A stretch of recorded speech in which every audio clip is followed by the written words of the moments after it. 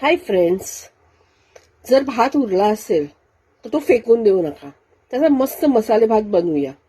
त्यासाठी उरलेला भात, चॉप्ड अनियन, चॉप्ड गार्लिक, बारीक चिरलेला टोमॅटो, जिरे, मोहरी, गरम मसाला, हळद आणि लाल तिखट. तर चला पाहूया आपण मसाले भात. मी 2 पळी तेल घेतलेलं आहे आणि ते आता थोडंसं गरम करायला ठेवलेलं आहे. आता तेल गरम झालं आहे. त्यामध्ये मोहरी तडतडू द्यायची. मोहरी छान तडतडायला द्यायची, अशी उडते ती छान. त्याचा सुगंधही सुंदर सुटतो.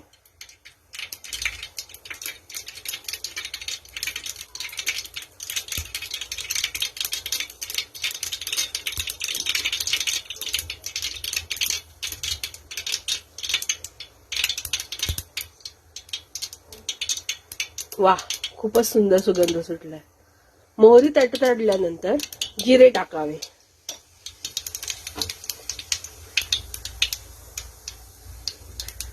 जिरे टाकल्यानंतर लसूण टाकावा.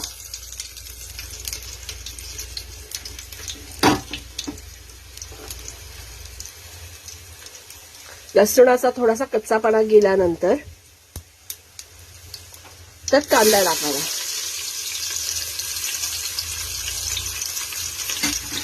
आणि तो परतून घ्यावा.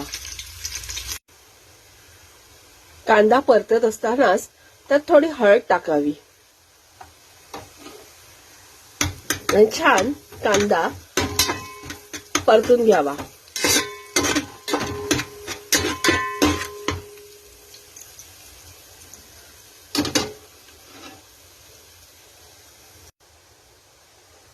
कांदा छान लालसर परतल्यावर त्यात बारीक चिरलेला टोमॅटो टाकावा.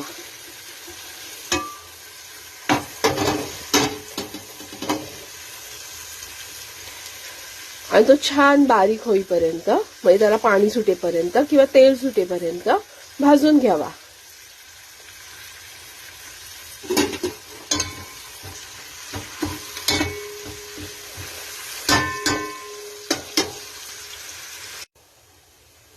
बघा किती छान परतला जातोय टोमॅटो.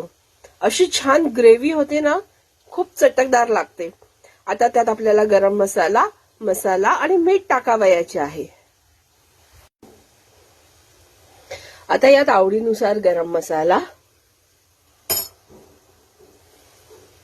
आणि लाल तिखट टाकावे.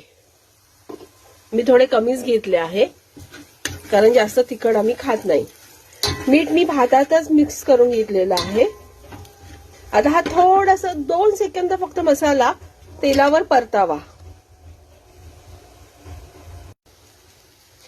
आता मीठ टाकलेला भात या फोडणीवर टाकून घ्यावा आणि असा परतून घ्यावा. हा कसा छान रंग आलाय ना. मसाला मी थोडाच टाकलाय, पण टोमॅटोमुळे इतका छान रंग आलाय आणि चवही खूप छान लागते.